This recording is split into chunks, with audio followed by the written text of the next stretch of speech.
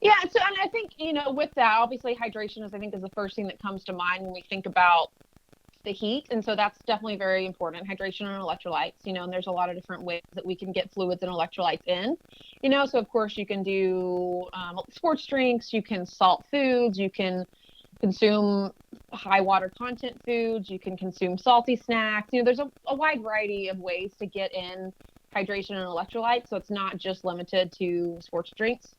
So, we do want to be mindful of that. And there's also some other things that we can do to kind of just take measures with kind of just decreasing the body temperature.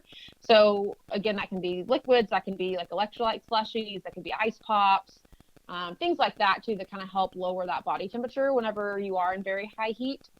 And then I think too, another thing that we also want to be mindful of is with high temperatures, that can kind of affect athletes' appetite at times. So sometimes after a really hard training session, food may not sound great, and they may not their appetite may not be, they may not really want to eat. And so if that's happening and they're not eating, that's where if that's consistently happening, that's going to kind of be an underfueling pattern that we do not want.